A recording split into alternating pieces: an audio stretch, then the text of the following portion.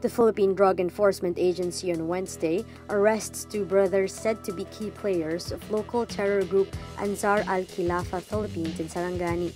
Midday says they arrested Farun Honjeras Lumatao and Alhotia B. Honjeras Lumatao in Maasim.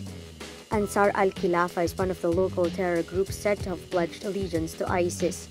The Lumatao brothers are supposedly protecting the El Patron drug group operating in south-central Mindanao. The agency says it confiscated 40 grams of suspected shabu, several explosive devices, live ammunition, bank documents, cash, and an ISIS emblem.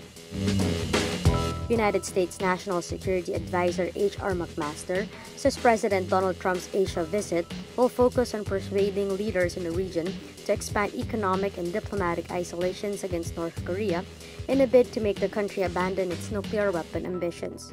Trump will be in Manila this November for the Association of Southeast Asian Nations Summit. McMaster says diplomacy with other countries is the main effort to deal with North Korea, but military force is an option if Pyongyang continues with its intolerable aggressions. McMaster says the discussions will be on, quote, what more we can do now to resolve this short of war, recognizing that all of us are running out of time.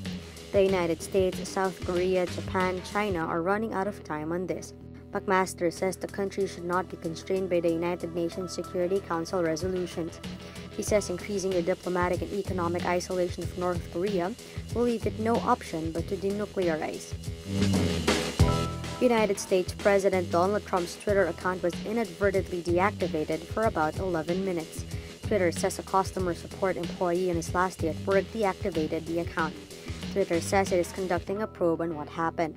Trump's account is immediately restored and the president is able to send out his tweet regarding his tax reform plan.